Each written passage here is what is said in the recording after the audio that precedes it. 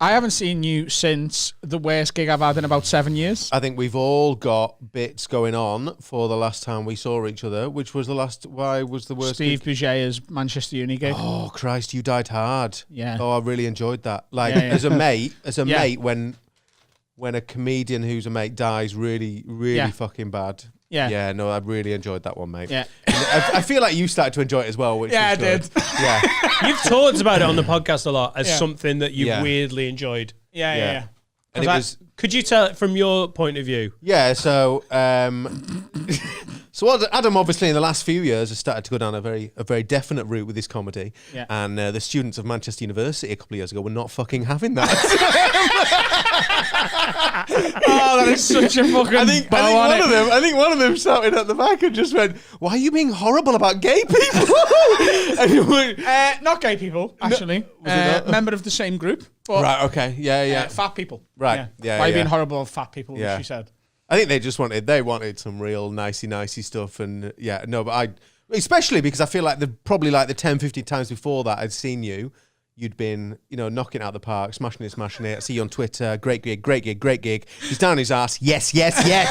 Come on. Do you know what's really funny about that night? Because as we both know, fucking great compare, Pete. But I was watching you that night not have a great gig. Yeah, it wasn't a great gig. And I was watching him going, I'm going to have to fix this. And then I went on and was like, Pete, ripped it. That brilliant moment where you're like, oh, hang on. They're not me. shit. It's shit. Yeah. So that was the last time I saw you. Last time I saw Dan was far worse for me. I don't know if you remember this. So we did Manford's gig in Chorley. And so Dan's doing a double. Remember. And turns up just before the middle act. And so the middle act, I didn't know this, and I'd never met him before. Can't remember his name. David something. David, he's blind, right? There you go. So the middle act you is might blind. as well call him David Blind Lad. No, David, only because I've never seen him before. Or David Eagle, I think it is. And I'd never even heard of him before. Do you know what I mean? Usually, I haven't heard of him to this. There you go, right? Second, And he was absolutely cracking, right? He was a brilliant comic.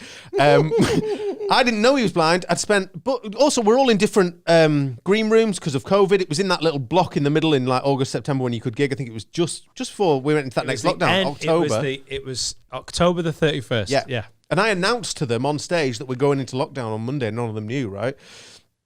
So we're all backstage, and he's wandering around. I didn't clock that he was blind, right? No one told me that he was blind, anything like that. So unsurprisingly, Pete, you sat down, wasn't he? Yeah, he was sat down. I had no idea. I go out on stage to announce him. I bring him on, like you say, I'm comparing. I bring him on, and everyone's got their own mic stand and whatever on the other side of the stage. So he walks out, and he's got no fucking idea where his mic stand is. And I suddenly clock that he's blind. I think the woman went, he's Did you blind. hear his dog? I think the woman went, the side of the stage went, he's blind, he doesn't know where his mic stand is. And obviously, usually then, I'd just walk out, go and get his mic and mic stand and give it to him, whatever. But I feel like, anyways, everyone's a bit sensitive about the whole COVID touching thing anyways at the minute. So that's part of the problem is because usually there's just a mic in the middle, Yeah. you walk out And he would know where he was shake going to hands that. or whatever, and it's very, but that night, they're lovely at Chorley Little Theatre, but they'd got it in the head about like, you can't sit there, and they were so worried about being shut down, and you feel What like month going, was this? This was the end of October. Yeah, so just you before the feel lockdown. like going, Chorley Little Theatre, no one cares, no one's watching, ease up a little bit. But they got it in the head. They had to have a mic off to the side, a mic in the middle. You couldn't go. You weren't allowed. They were trying to do a one-way system. And it's all very difficult, even when people aren't blind. It's hassle. Massively. And this isn't the funny bit, because at the same time as well, it's like the whole shaking hands thing or whatever. Some people don't give a shit. But when you're in an audience, there was like 150 people in there that night. I'm like, I don't want to go on and touch everything because I feel like everyone's hypersensitive and stuff. So I'm then side of stage trying to fucking guide him to this mic stand and all this. So anyways, he did his set, great. I go back on after him and I say something. I just try and make light of it because you're comparing when something like that happens, you just try and like go with it. So I said something like, I just don't need you all to know I didn't know he was blind. I feel like you all just thought I was being a cunt and I didn't know he was blind. Made a little nobody fucking laughs like at all at the end of that section. So I come off and Danny stood backstage going, did you just try and make that funny? And nobody laughed. And I was like, yeah, what the fuck? It's another one of those beautiful moments where that night was really difficult because they were a nice audience. And there was a lot of regulars there. So they'd probably seen everyone before anyway. but the announcement of the lockdown had just been made. So it really was, as I was driving to that gig, I was listening to 5 Live because the Prime Minister was basically telling everyone we were going to go into at least a month-long lockdown. His 5 o'clock announcement at 7:45. And they found out either via you telling them, and the atmosphere, it wasn't like they were pissed off with us. No, but it was tense. But motherfucker, it had gone weird, and a lot of the joy of comedy had drained from that a little bit. Yeah. And so the next bit of this... P.S. I loved that bit. Watching you trying to explain that you're not a cunt, you just didn't realise that he was blind. And you could tell in the room they were like, but he was clearly blind. Yeah, absolutely. And everybody in that room is going, no, obviously he's blind. Because he walked out going... Yeah. And I'm trying to then go, no, but we were all in different green rooms and I've not really met him. And you know what I mean? So then Dan goes out to close and opens his bit of...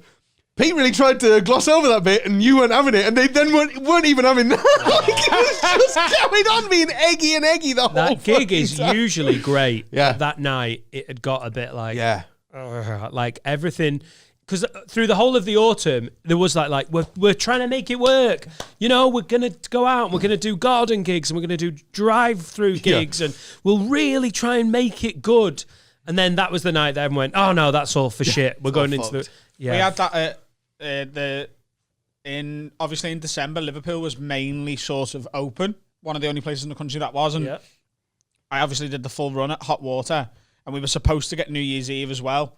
But on the 30th, they went, no, Liverpool's shutting tomorrow. And we had 2 gigs at Hot Water that night. Danny McLaughlin was comparing, and he went on in that early show. And it was like 15 minutes after it had been announced. Yeah. So everyone before the show is sat round on their phones, finding out that as of tomorrow, you can't go and see your nan. But that night, we were allowed 100 people in a basement in the dark. Yeah. And he had to address it, because he started comparing, and they were like, yeah, but we can't go anywhere tomorrow. And he had to be like, look, I know we've all just had shit news, but let's just fucking enjoy this. And Liverpool, I think, I'm speaking for Liverpool here, I don't think you saw that coming as a city. No. Because you'd all been through the ringer, you'd been held up as this, like, there's a problem in Liverpool, then you'd all been tested, then all of those instant testing, like, there was an amazing setup. So you were in tier 2, while the whole of the country was either in tier 3 or tier 4, and I got a sense from you lot of like, yeah, we're sorted, because Liverpool's all right. So it really was a fucking instant, like, kick in the balls, wasn't it? Like, oh yeah, that's gone to shit. I know loads of mates in hospitality who lost so much money from the food and stuff that they'd prepared for New Year's Eve. I think as much as that as well. I think as soon as they announce a lockdown, when you feel like everything's all right, they announce lockdown and everybody's brain in that room, in that audience, just goes, oh shit, this is more serious than we've been taking it again. I'm fucking sat in a room full of people. Do you know what I mean? Like, it felt like that in Crawley a little bit. I didn't get that vibe in Liverpool. Oh, really? I got the vibe of fucking hell. Yeah. Can't go to fucking Nando's tomorrow before we get on the fucking Mozambique. Yeah. Yeah, and it's also, anyone that's there isn't isolating. So, totally. So Liverpool was in tier 2, but there would have still been a lot of people in Liverpool isolating and taking it very seriously. Yeah. If you're in a basement room just after Christmas before New Year's Eve in Liverpool, you're one of the ones who's like, I want to live my life. So you're getting the news as someone who's like, you've just shat on my chips. Yeah, big time. Yeah, it was a kicker, but it was always coming though, wasn't it? They were literally, they were signaling it. They were like, enjoy your Christmas because it's going to get fucking crappy. I don't know if we hadn't, you said before as you got here, you were like, oh, I'm out of the house. I don't know if we hadn't had this, if I wouldn't have lost my fucking mind. I lose my mind now. So I feel very, very privileged at the minute. First of all, we get to come here. We record twice a week. Me and Carl have been here another day this week to do some other stuff. I'm going to be coming here at least one extra day a week just to give a bit of purpose. And obviously we've got some news coming, which will probably get us here maybe another day a week. And having started seeing someone new and having heard around a lot in my bubble, that's been good. But when she fucks off for a bit and I'm not here for the day, if I'm on my own for 12 hours, I start getting a bit... I can't pick something on Netflix because there's too much choice. So I just end up scrolling and then putting Friends on. I can't play FIFA because I never feel better when I finish playing FIFA than I did when I started playing it. So I just sit on the couch, scroll, like doom scrolling, reading every bit of shit news, looking at the same posts I have for hours. And then I talk to like Freddie Quinn, who's spending days on end on his own because his missus is a nurse. I'm speaking to Danny McLaughlin, who's on his own most of the time. Whose missus is a nurse. His missus is a nurse. Freddie Quinn, the other day in the WhatsApp group, said something like, it was like 4 o'clock in the afternoon. And he said, I'm still in bed. What's the point getting up to go and lie somewhere else? And I was like, imagine those people who've been on their own for a year. At the start of that first lockdown, I was like, fuck this. I've got a 2-year-old. This is dog shit. And then now I'm like, thank God for the 2-year-old because I've not been bored once. Do you know what I mean? Because I'm literally waking up going, so he needs to adopt. Yeah, absolutely adopt. So what we were saying earlier. Yeah, absolutely. If you need a fucking reference, I'm here for you. Let's get a little Chinese one. What if we get a child? For have a word. For have a word. A studio child. Yeah. Mum Benway. Yeah, we'll get him. We'll get him in here. Yeah. He can do the adverts. That'll be cute. Like if you've got a child. If you've got an adult 52. Yeah. If we've got a child looking down that camera going, please, my dear. No. I nearly didn't do the voice and Adam went, don't worry, Dan, I've got it. Please, my dear. I need it. I'm going to die if these people cannot afford to feed me.